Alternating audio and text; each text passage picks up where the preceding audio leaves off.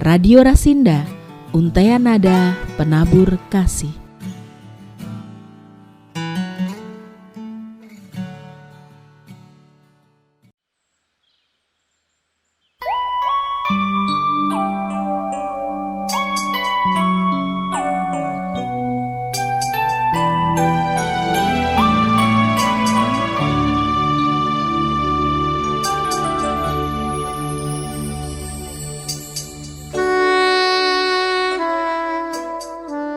Pendengar, senang sekali saya Judi Wahyu dari Yayasan Berita Hidup. Saya akan menyampaikan berita hidup yang aktual dari kehidupan sejarah manusia berdasarkan Alkitab. Namun sebelum kita mendengar firman Tuhan, mari kita berdoa terlebih dahulu.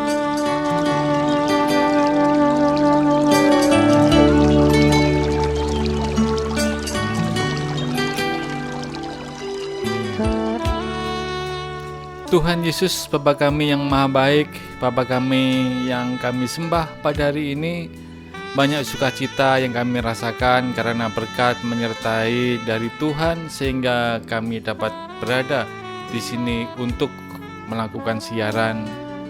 Terima kasih Tuhan Yesus, pada kesempatan ini kami melaksanakan siaran. Kami mohon campur tangan dari Engkau agar siaran yang kami laksanakan dapat berjalan lancar seturut kehendak-Mu saja. Terima kasih Tuhan Yesus. Kuasailah hati dan pikiran kami dengan Roh Kudus agar menjadi layak untuk memberitakan firman-Mu dalam siaran ini. Inilah doa yang kami panjatkan dalam nama anak-Mu, Tuhan Yesus Kristus, Juru Selamat kami. Kami sudah berdoa dan mengucap syukur. Amin.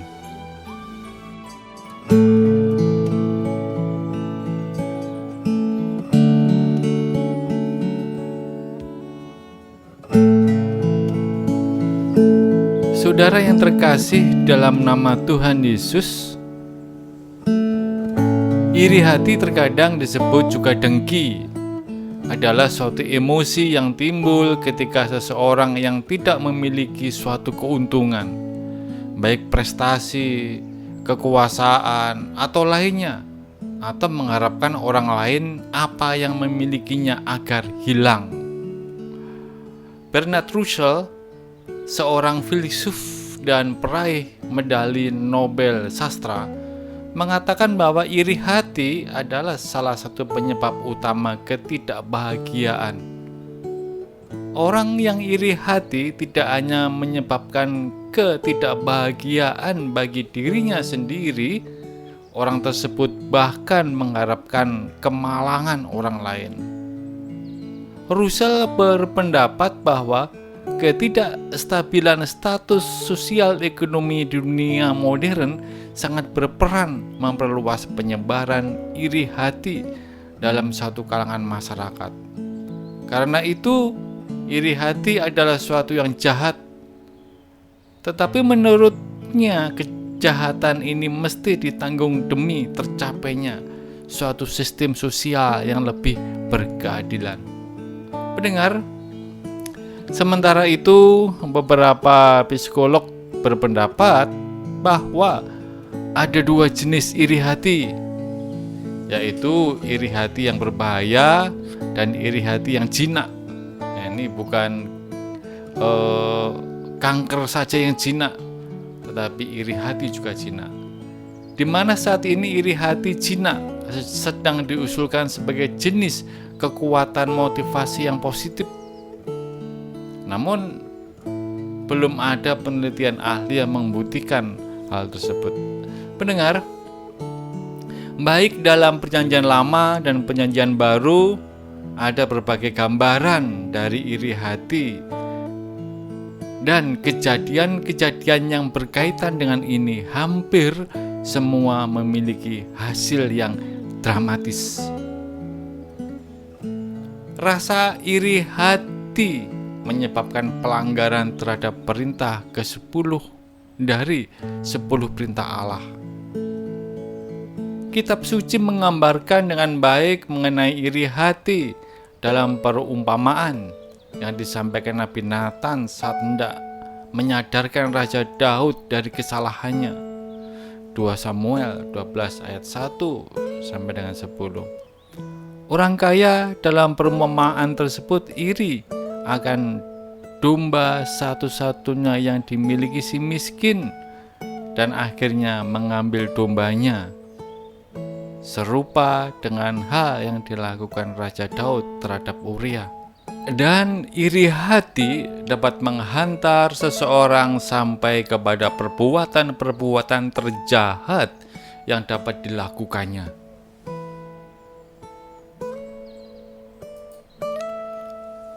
Mendengar, Alkitab penuh dengan kisah dosa iri hati. Adam dan Hawa iri dengan kemahatauan Allah dan akhirnya jatuh dalam dosa melanggar perintahnya untuk tidak memakan buah pengetahuan tentang hal yang baik dan hal yang jahat.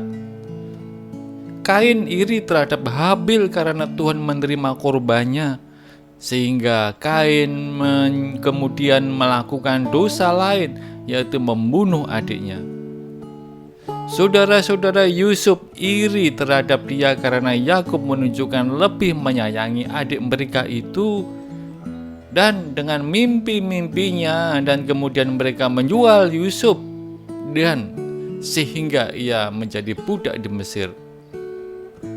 Saul iri kepada Daud yang berhasil membunuh Goliat dan banyak musuh Israel, sehingga rakyat memuji-muji dia lebih dari Saul.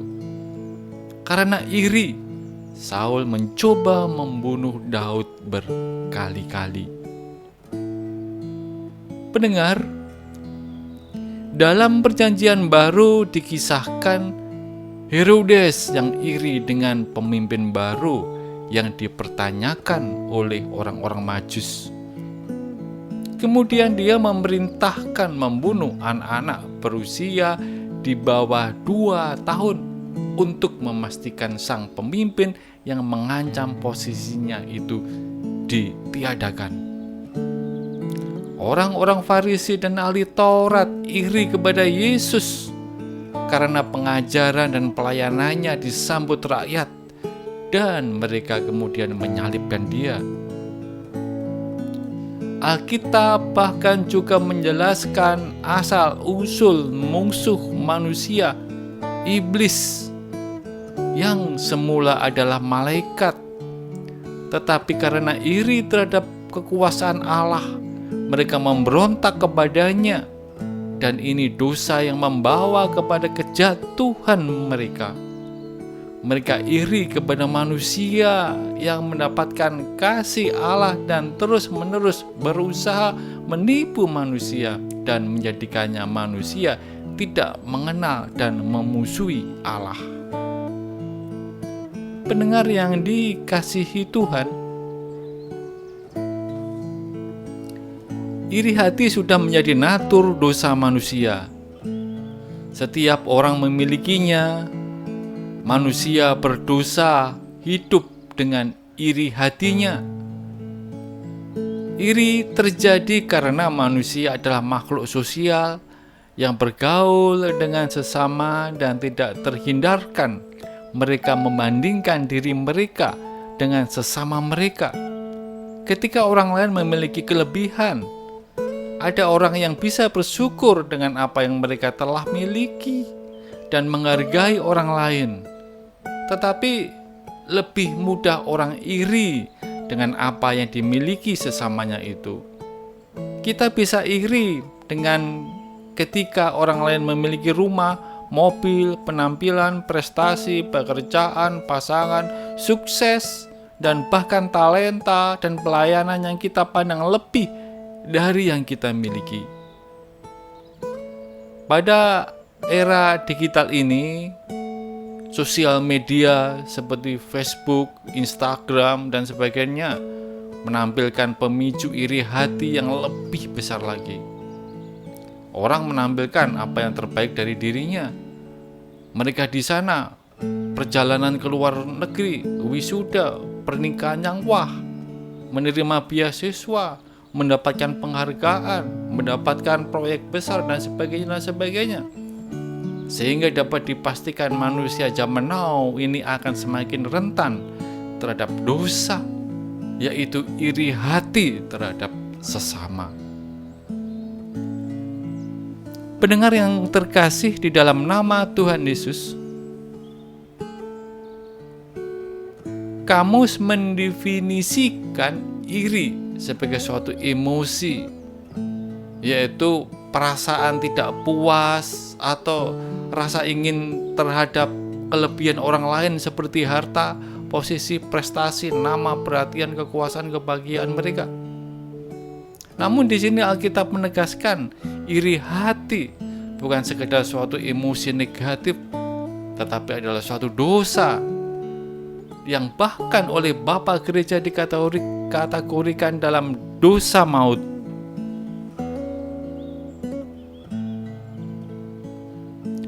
Menurut Alkitab jelas iri hati itu tidak rohani. Kalau kita melihat di 1 Korintus 3 ayat yang ketiga, dari kedagingan atau natur dosa, bahkan dari iblis,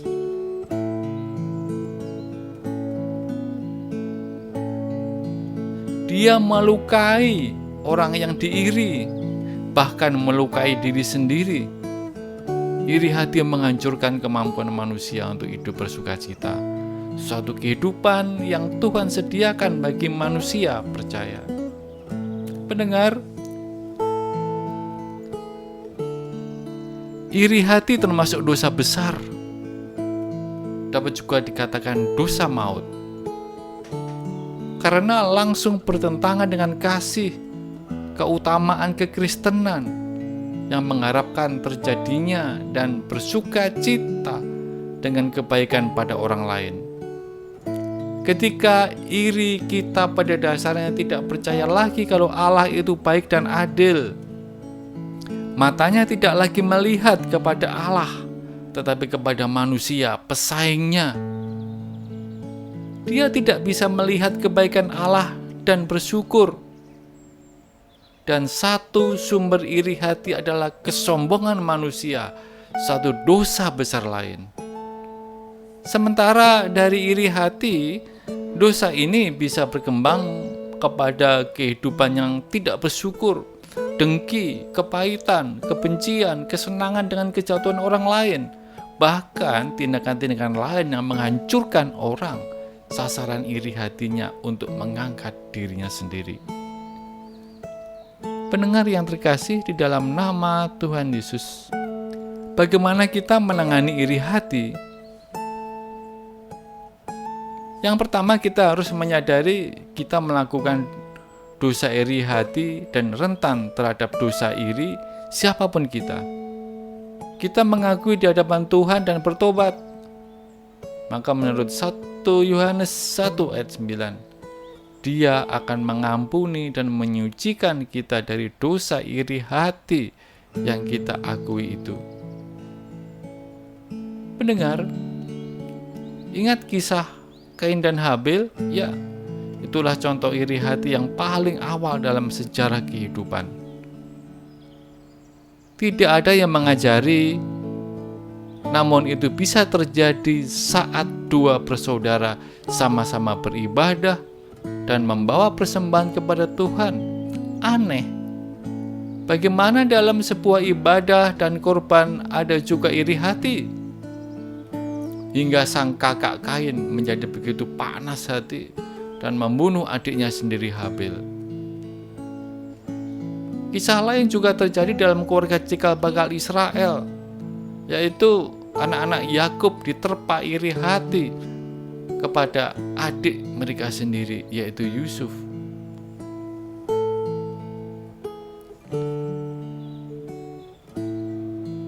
Saudara yang terkasih di dalam nama Tuhan Yesus, jika iri hati bisa terjadi di dalam keluarga, bahkan di ruang ibadah kita kepada Tuhan, apalagi di luar sana, di dunia politik, bisnis, dan hiburan, yang justru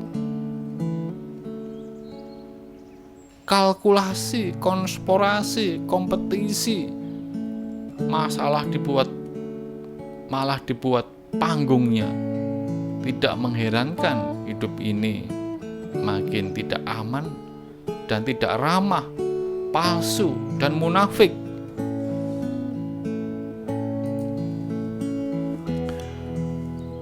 Pertanyaan penting yang patut diajukan adalah bagaimana cara menghilangkan iri hati dari hidup kita? Berdasarkan kebenaran firman Tuhan, maka ada beberapa cara menghilangkan iri hati dari hidup kita.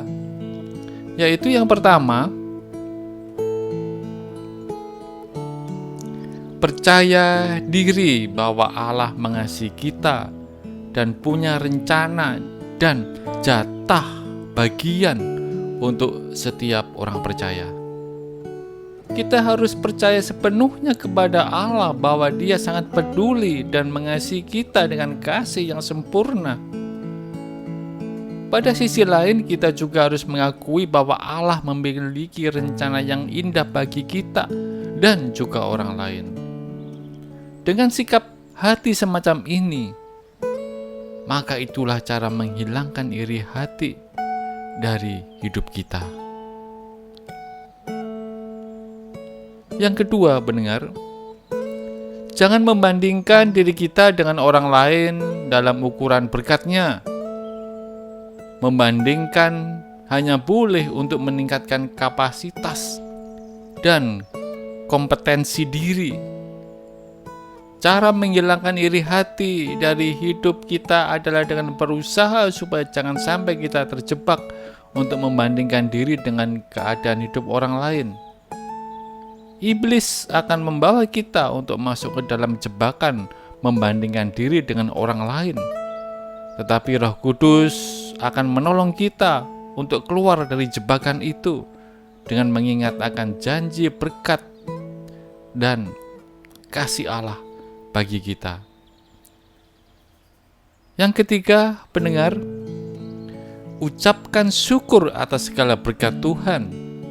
Latihlah untuk memiliki relasi yang intim dan jujur dengan Tuhan lebih daripada berkat-Nya. Daripada kita hidup dalam iri hati, lebih baik kita kembangkan kehidupan yang senantiasa mengucap syukur kepada Allah. Inilah cara menghilangkan iri hati dari hidup kita. Iri hati membuat kita menderita, tetapi ucapan syukur membuat kita sehat dan bahagia. Yang keempat, saudara, sibukkanlah diri dengan kepedulian kepada mereka yang tak seberuntung kita, dan belajarlah hidup berbagi dengan mereka. Isilah hidup kita dengan hal-hal yang positif yang bermanfaat bagi kita dan juga bagi sesama.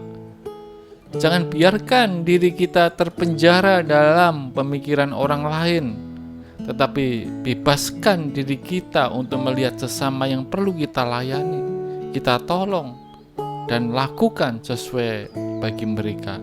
Inilah cara menghilangkan iri hati dari hidup kita. Yang kelima, pendengar yang terkasih, adalah berdoa dan minta hikmat Tuhan saat hati mulai panas karena iri hati. Jangan malah mencari pembenaran diri. Mencari dan menemukan dengan Allah dalam persekutuan dan doa lebih mulia daripada terus-menerus membiarkan diri untuk dikuasai oleh rasa iri hati kepada sesama. Bangun mezbah doa akan menguatkan iman dan spiritualitas kita.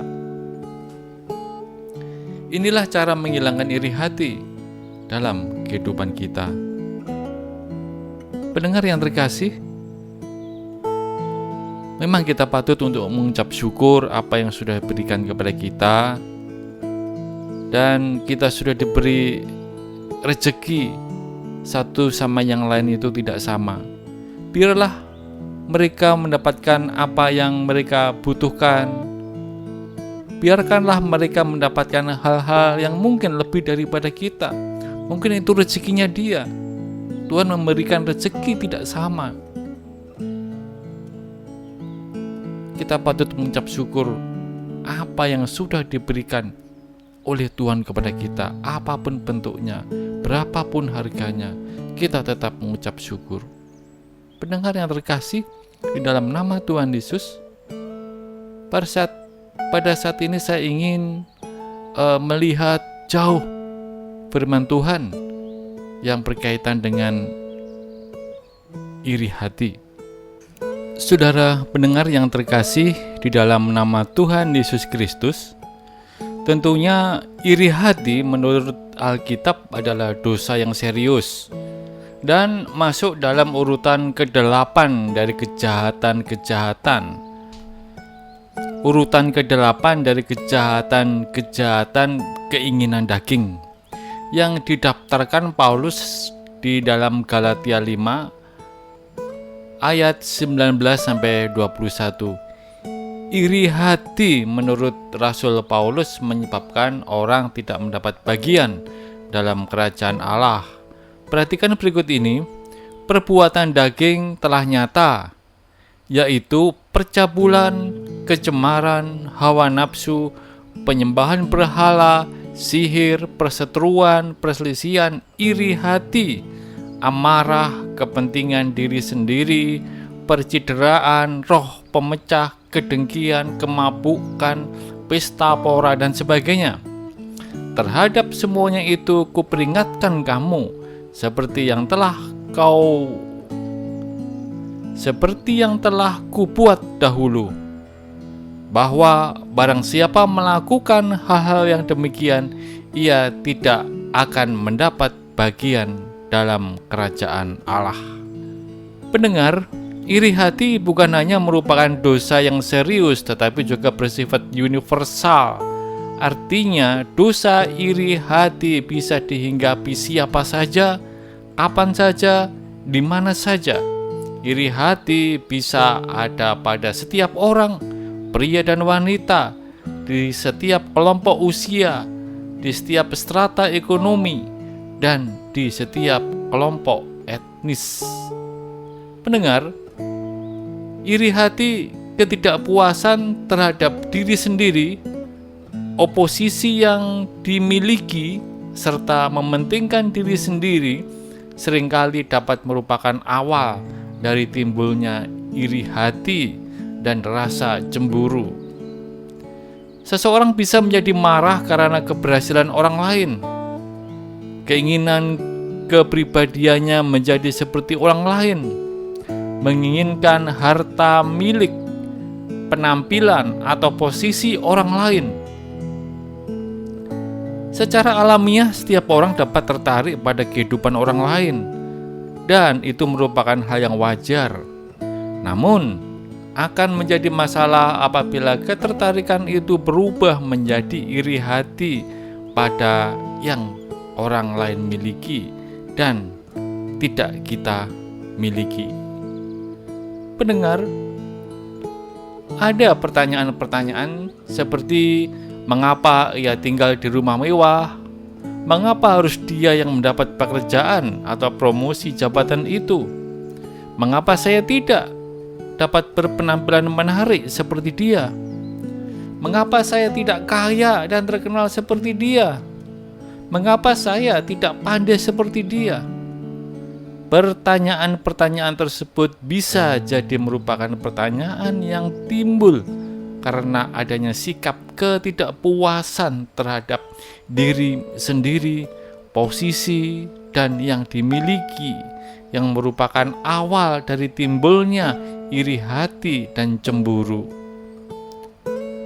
Karena setiap orang perlu berhati-hati, karena iri hati adalah sebuah jebakan dalam kehidupan yang dapat membuat seorang hidup menjauh dari rencana Tuhan. Pendengar, memang segala sesuatunya pasti akan menimbulkan dampak, dan iri hati ini menimbulkan dampak merugikan dari kita sendiri. Dampak yang merugikan dari iri hati itu sangat luas, sangat banyak, saudara. Ada berbagai dampak yang mungkin dapat ditimbulkan oleh iri hati, terhadap orang lain, terhadap seorang dan orang lain. Seperti mengalihkan fokus. Yesus berkata, setiap orang yang siap untuk membajak tetapi menoleh ke belakang tidak layak untuk kerajaan Allah. Lukas 9 ayat yang ke-62. Iri hati dapat menyebabkan seseorang yang tadinya siap membajak menjadi menoleh ke belakang. Mengapa? Karena iri hati dapat mengalihkan fokus seseorang daripada yang Tuhan ingin lakukan dalam kehidupannya dan mengalihkannya pada hal-hal yang tidak dimilikinya. Setiap kali seseorang iri hati, ia mengalihkan pandangan dari apa yang Tuhan ingin untuk dilakukan. Artinya, iri hati dapat membelokkan jalan seseorang dari rencana Tuhan untuknya. Dan iri hati itu membawa menuju jalan yang salah. Jika seorang terlalu sibuk memperhatikan apa yang dilakukan orang lain, atau menginginkan apa yang orang lain miliki, maka ia tidak pernah dapat melihat apa yang sedang Tuhan lakukan bagi dirinya. Pendengar, iri hati dapat menghambat pertumbuhan pribadi. Iri hati dapat mengubah secara tak terkendali menjadi kecemburuan yang merusak atau bahkan menimbulkan depresi. Seseorang tidak dapat menjadi pribadi yang berkembang secara penuh dengan sifat iri hati. Justru, iri hati tersebut akan menjadi penghambat pertumbuhan pribadi yang sehat.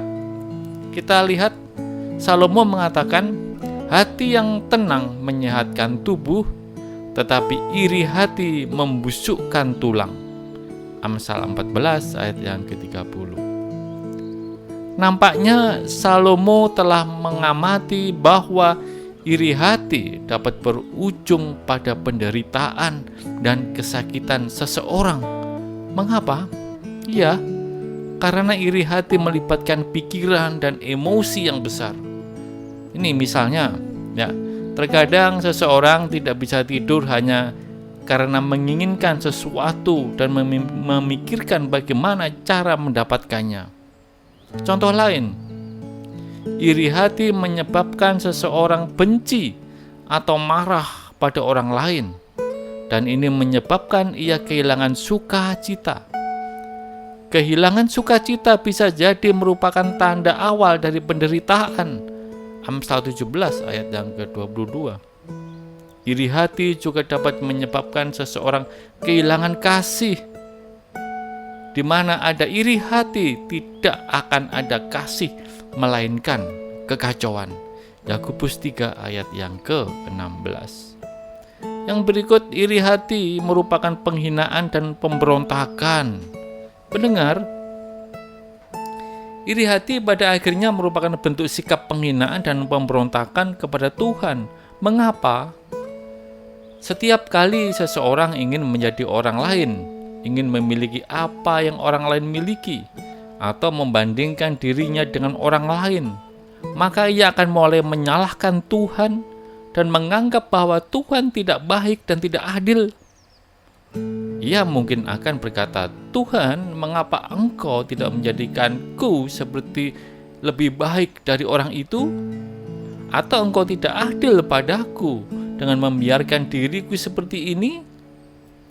Iri hati sebenarnya adalah bentuk dari pemberontakan rohani yang didasarkan pada kesombongan, keserakahan, dan kebodohan. Iri hati menyebabkan seseorang menganggap bahwa rencananya lebih baik dari rencana Tuhan Sang Pencipta.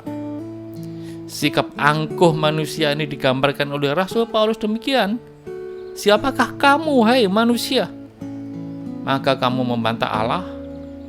Dapatkah engkau dibentuk berkata kepada yang membentuknya? Mengapakah engkau membentuk aku demikian? Roma 9 ayat yang ke-20.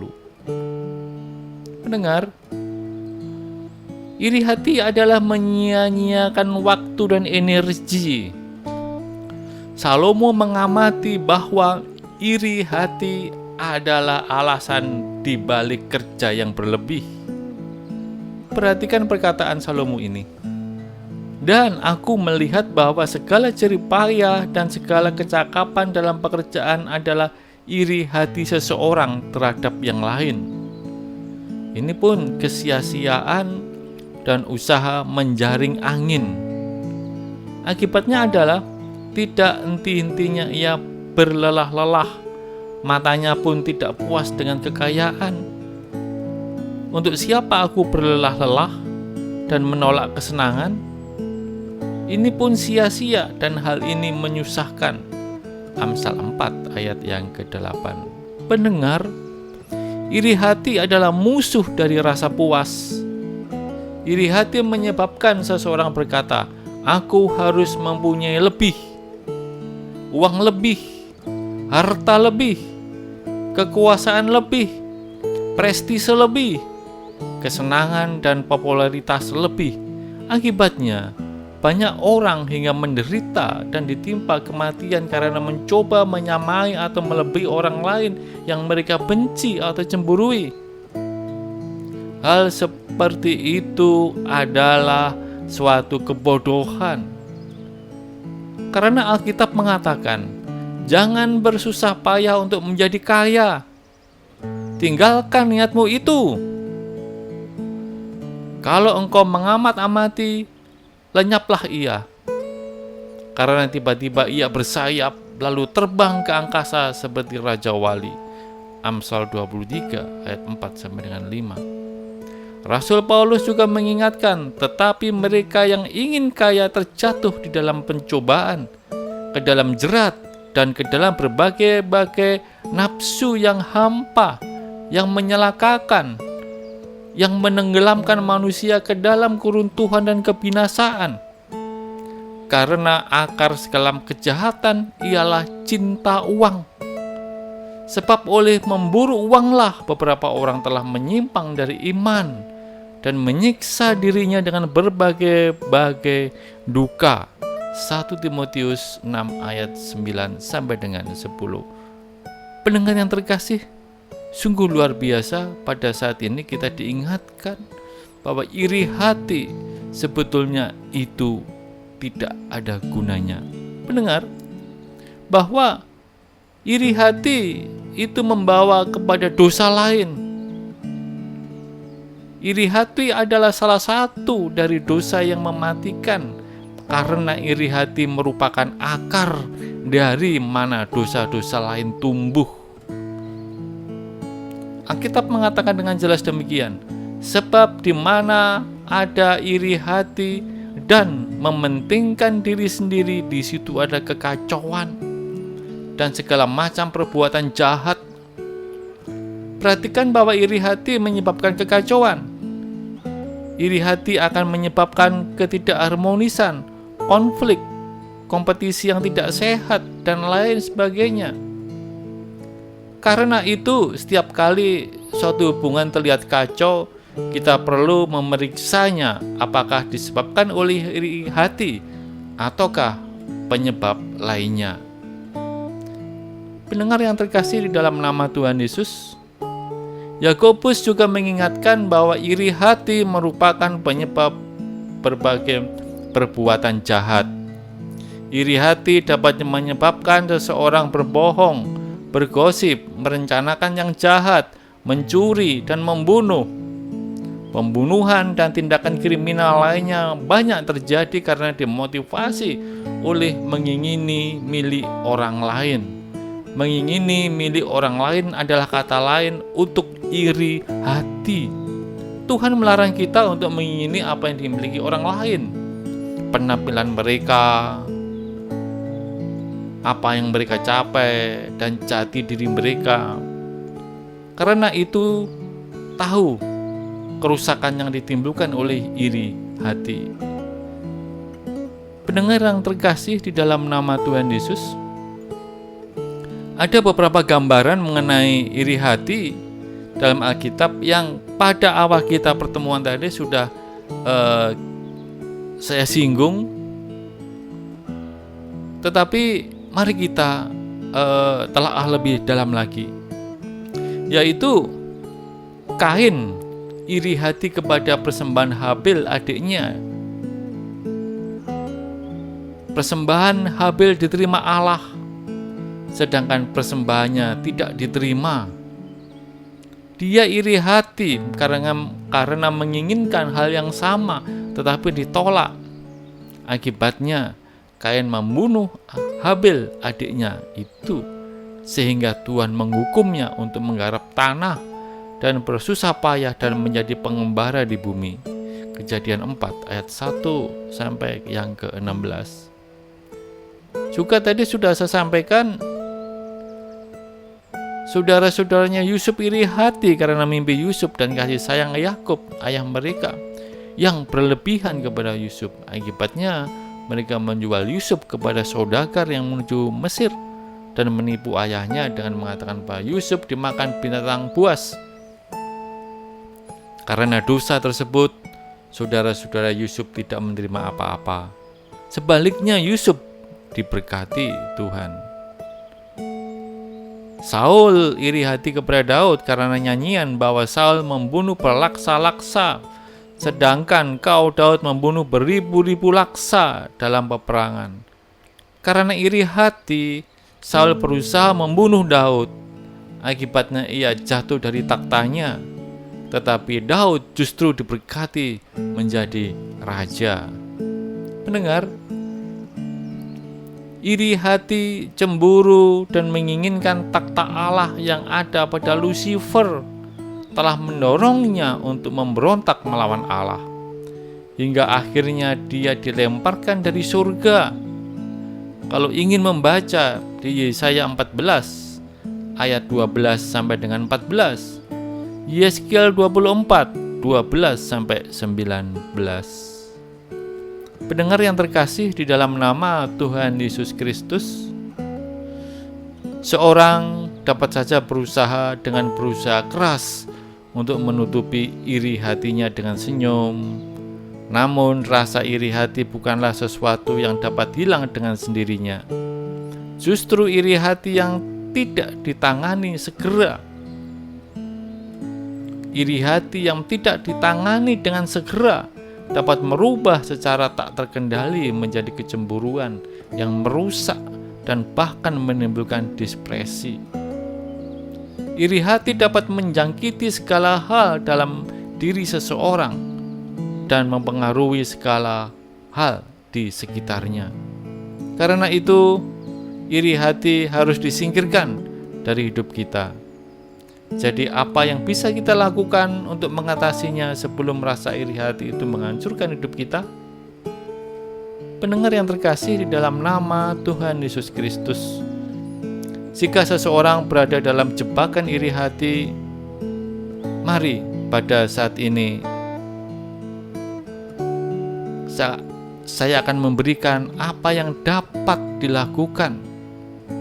Kita tidak bisa menolak ketika kita mempunyai iri hati pada seseorang. Memang itu sudah namanya manusia, ingin seperti orang lain karena suatu kebutuhan.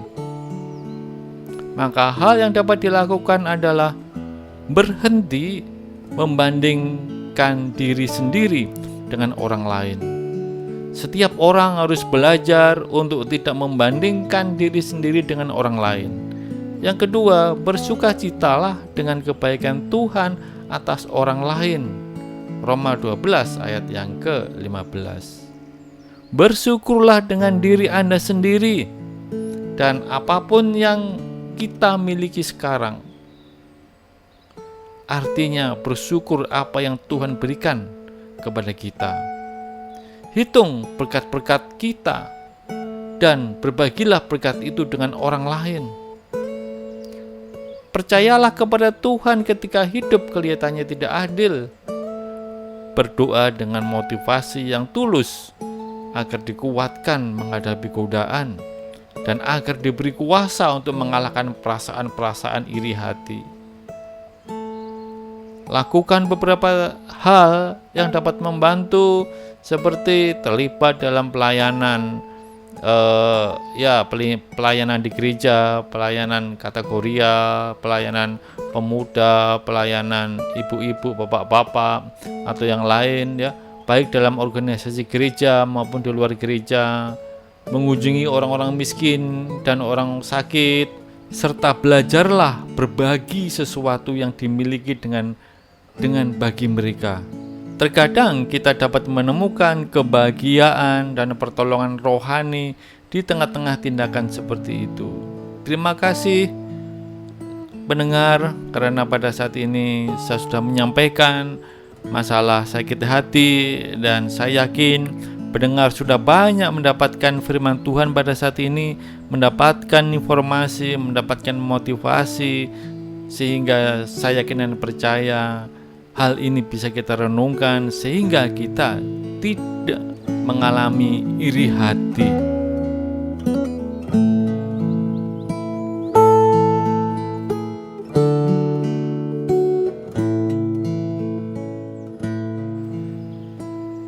Terima kasih Tuhan, pada hari ini kami mengucap syukur apabila kami sudah memberikan firman-Mu mengenai iri hati kepada pendengar kami. Kiranya pendengar kami mendengar, merasakan, berpikir untuk tidak iri hati. Untuk itu Tuhan, kiranya Engkau memberi kekuatan, memberi kemampuan untuk mereka mengendalikan diri supaya tidak iri kepada orang lain, supaya dia mampu untuk menerima apa yang ada pada dirinya, mencukupkan diri yang ada pada dirinya. Dan kami yakin Engkau memberikan apa yang adil di mata-Mu. Terima kasih Tuhan Yesus, inilah doa kami, berkati kami semua. Dalam nama-Mu kami sudah berdoa dan mengucap syukur. Amin.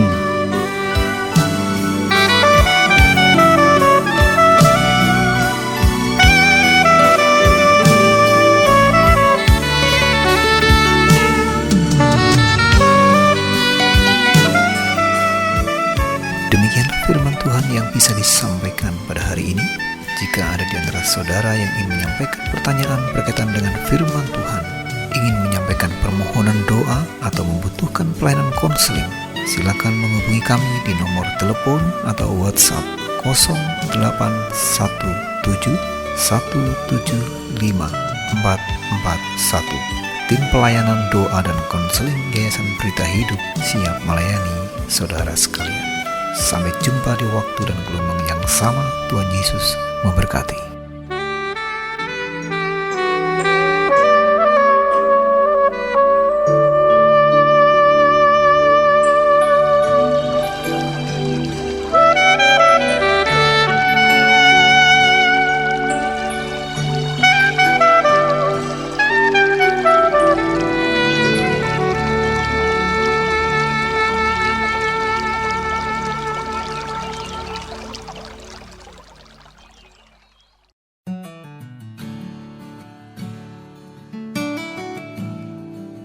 Radio Rasinda, Untaian Nada Penabur Kasih.